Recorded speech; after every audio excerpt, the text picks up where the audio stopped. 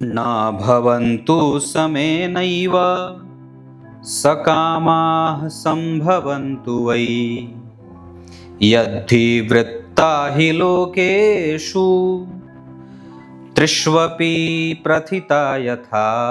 प्रिय दर्शकों नमस्कार, एक बार फिर से उपस्थित हूँ आप सबके सामने। आज के कार्यक्रम की शुरुआत में बहुत समझना होगा ध्यान से। मैं जो कार्यक्रम आज आप लोगों से चर्चा करने वाला हूं उसमें एकादशवें भाव की कुछ कमजोरी बताने वाला हूं कि एकादशवें भाव का संबंध जब कभी भी किसी भाव से हो जाता है तो कई बार वो अच्छे अच्छे बनने वाले राजयोगों का भी नष्ट करने वाला हो जाता है। मतलब कई बार जब दशम स्थान के स्वामी का संबंध हो जाए, लग्न का स्वामी हो जाए, किसी भी भाव के स्वामी का संबंध अगर एकादशवें भाव से हो जाता है तो कई बार वो उस प्रभाव को कमजोर भी करने लगते हैं। बने रहिएगा कार्यक्रम के अंतिम हिस्से तक, कहीं नहीं जाना है। शुरू करते हैं आज का कार्यक्रम। जय श्री कृष्ण आवश्यक रूप से लिखें, कार्यक्रम प्रत्येक दिन का देखें। लाइव होता हूं मैं शनिवार को रात्रि 8:15 इसी चैनल पे। शुरू करते हैं और सबसे पहले बात करते हैं, कोई भी एक मैंने लग्न बना लिया। मान लीजिए मैंने 2 नंबर की कुंडली बना ली। 2, 3, 4, 5, 6, 7, 8, 9, 10, 11, 12, 1। अब बहुत ध्यान से मुझे देखिए, किसी भी लग्न की कुंडली के लिए यह सिद्धांत लागू होगा। आरंभ में मैंने जो श्लोक पढ़ा है वो शिव पुराण का है, जिसका अर्थ बहुत अच्छा है। बच्चे क्यों कामुक नहीं होते, इसका ही उत्तर आज पता चलेगा आपको शिव पुराण के इस श्लोक के साथ, कि ये किसका वरदान था और किसने ये वरदान मांगा था कि बच्चे कामुक ना हो। आइए बने रहिएगा, तब समझ में आएगा। तो मैंने क्या बात कही कि जन्म कुंडली के लग्न में कोई भी राशि बनी हो, एकादशवें भाव के स्वामी को मैंने इसी वजह से शुभग्रह बना दिया है। आपकी कुंडली में कोई भी लग्न की कुंडली बनी हो उससे कोई फर्क नहीं पड़ता है। जब कभी भी जन्म कुंडली में कोई भी ग्रह, जो विचार करिए जन्म कुंडली के सप्तम के बाद अष्टम, नवम, दसम, एकादशवां और 12वां, मतलब दृश्य क्षेत्र, सप्तम भाव के बाद के जितने भी भाव होते हैं वो दृश्य क्षेत्र कहे जाते हैं। अष्टम, नवम, दसम, एकादशवां और 12वां ये दृश्य क्षेत्र हैं। विशेषतया यह सिद्धांत प्रत्येक लग्न की कुंडली पे 12वें भाव तक सप्तम भाव से लेकर लगेगा, मतलब दृश्य क्षेत्र से लगेगा। अगर जन्म कुंडली के किसी भी भाव के स्वामी का संबंध एकादशवें भाव के स्वामी के साथ हो जाए, अब जरा ध्यान से समझिए कि जन्म कुंडली के एकादशवें भाव का संबंध, मान लीजिए एकादशवें भाव के स्वामी गुरु हैं और दशम स्थान के स्वामी शनि हैं। अब अगर ये दोनों ग्रह एक साथ कहीं बैठ जाएं, मतलब एकादशवें भाव के स्वामी थे, दशम स्थान में बैठ गए, तो एक तरीके से तो ये कुंडली को अच्छा योग बना देंगे। मतलब ये बहुत उत्तम बात हो जाएगी कि चलो लाभेश और दशमेश एक साथ बैठे हैं। पर आचार्यवर ये बात भी लिखते हैं कि जन्म कुंडली के एकादशवें भाव का संबंध जब कभी भी नवमेश, अष्टमेश, सप्तमेश और छठवें भाव, छठा, सातवां, आठवां, नौवां, 10वां, 11वां और 12वां, अगर इन भावों के स्वामी के साथ होता हो तो ये अच्छे अच्छे कुंडली में बनने वाले राजयोगों का भी निस्तारण कर देते हैं, कमजोर कर देते हैं, भंग हो जाता है। इसको फिर से समझते हैं कैसे। उदाहरणार्थ, जन्म कुंडली में अगर मान लीजिए किसी की कुंडली में शनि बनते हैं नवम भाव के स्वामी और एकादशवें भाव के स्वामी बन गए गुरु। अब अगर ये दोनों ग्रह एक साथ किसी भी भाव में बैठेंगे ना तो गुरु का प्रभाव कमजोर हो जाएगा, शनि का बल बढ़ जाएगा, या शनि के कारण या तो एकादशवें भाव के अधिपति गुरु के कारण नवम भाव के स्वामी का बल कमजोर हो जाएगा। यह सिद्धांत ऐसा ही है और यह कुंडली का ऐसा सिद्धांत है जो आपको सोचने पर विवश करता है कि आपकी कुंडली के एकादशवें भाव के स्वामी किस स्थिति में किस ग्रह के साथ कहां बैठे हैं। अकेले बैठे हैं कोई दिक्कत नहीं है, लेकिन अगर वो किसी भी ग्रह के साथ बैठे हैं, युति कर रहे हैं, तो गड़बड़ी युति की बात होगी, दृष्टि की बात नहीं है। बैठना चाहिए दोनों को।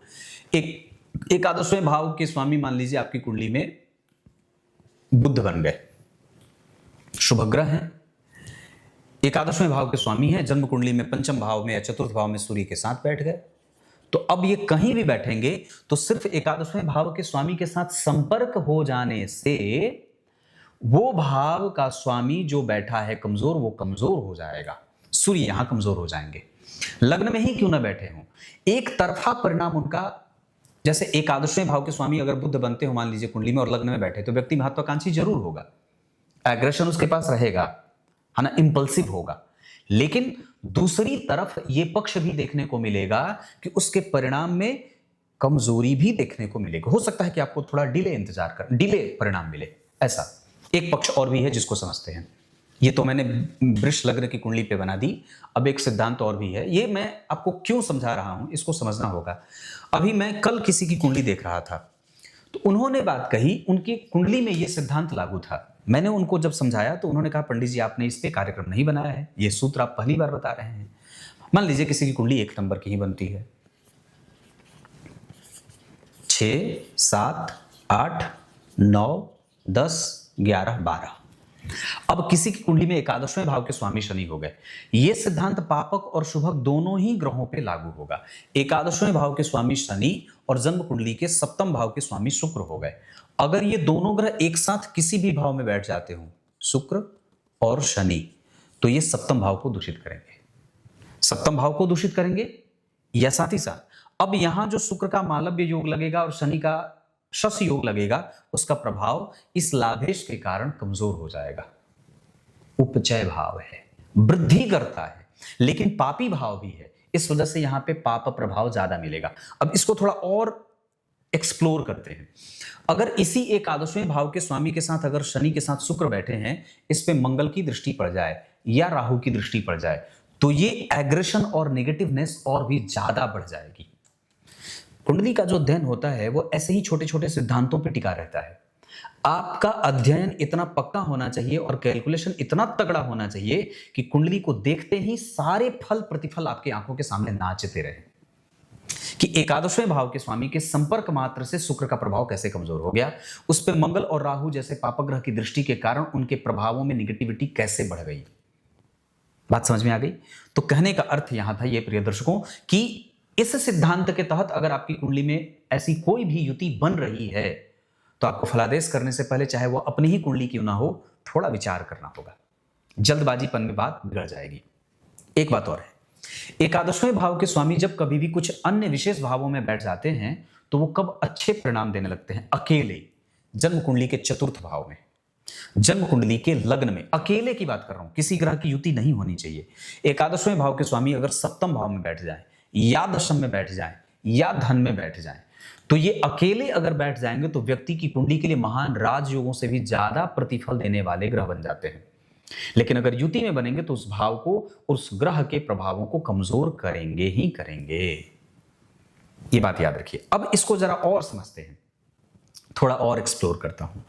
एकादशवें भाव का स्वामी चाहे जो ग्रह बनता हो आपकी कुंडली में, अगर उसके ऊपर गुरु की दृष्टि पड़ जाए, मान लीजिए जैसे शनि है एकादशवें भाव के स्वामी और एकादशवें भाव के कारक गुरु होते हैं, इनके ऊपर शनि के ऊपर गुरु की दृष्टि पड़ जाए, तो ये बात कह सकते हैं कि यहां जो दोष उत्पन्न हो रहा था एकादशवें भाव के कारण शुक्र में, वो दोष इस गुरु की दृष्टि के कारण लगभग संतुलित हो जाएगा।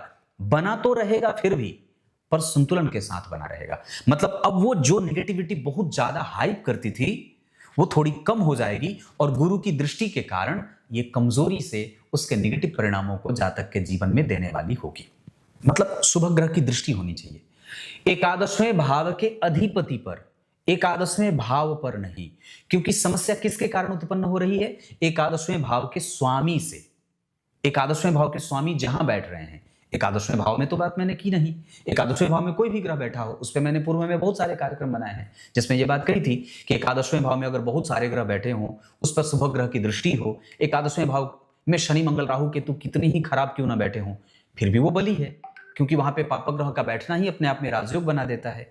लेकिन अगर एकादशवें भाव के स्वामी के ऊपर अगर गुरु की दृष्टि है तब तो ये अच्छी बात हो जाएगी। आपकी कुंडली में क्या एकादशवें भाव के स्वामी के ऊपर किसी शुभ ग्रह की दृष्टि है?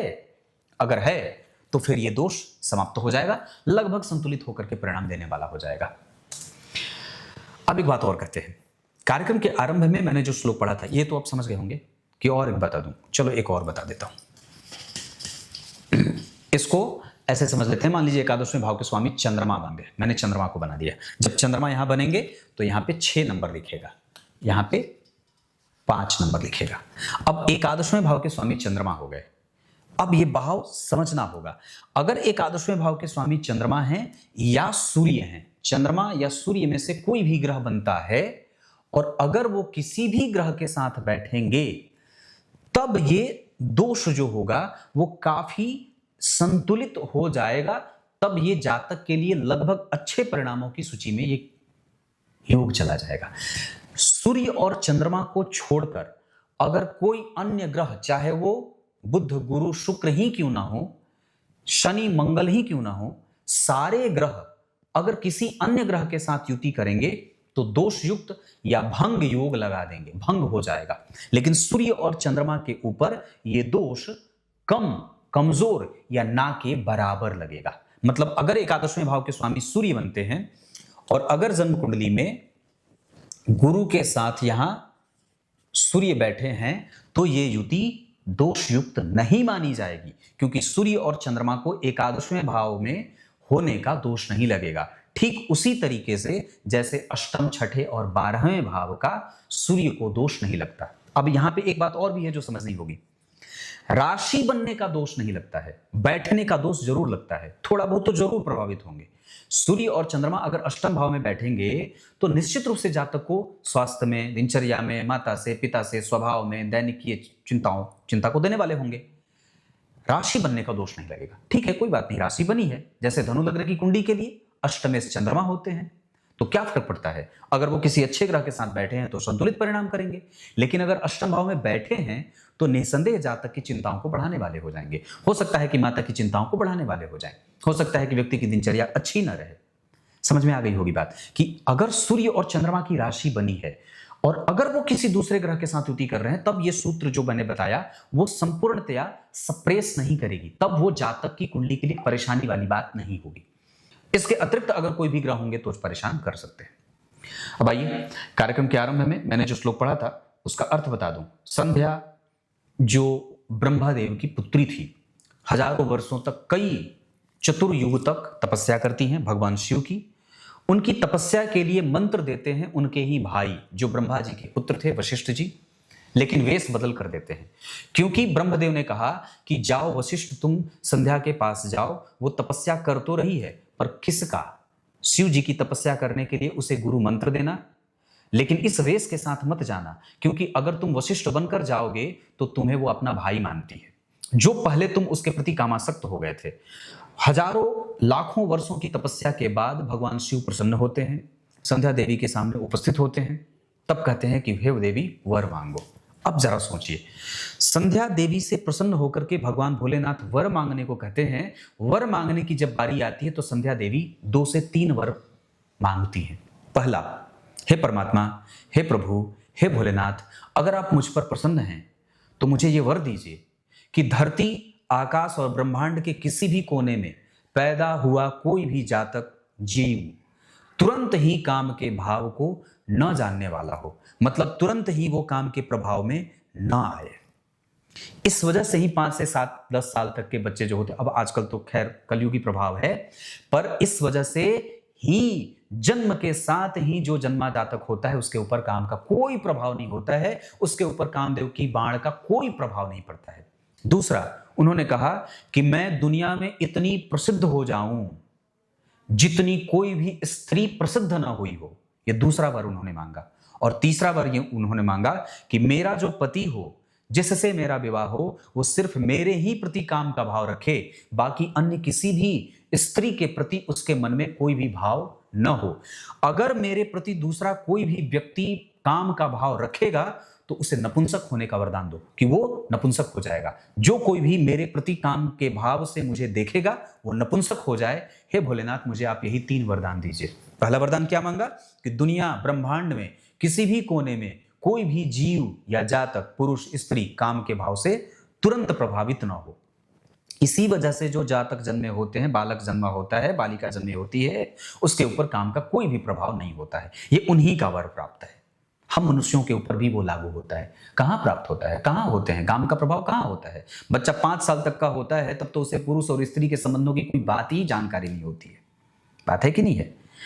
कुछ इसी तरीके से आज के इस कार्यक्रम का समापन करते हैं। तब तक के लिए इजाजत दीजिए। कल एक बार फिर से उपस्थित होंगे। लाइव में जरूर जुड़िए और कार्यक्रम प्रत्येक दिन का देखा करिए। कार्यक्रम शेयर भी करिए। बहुत बहुत नमस्कार।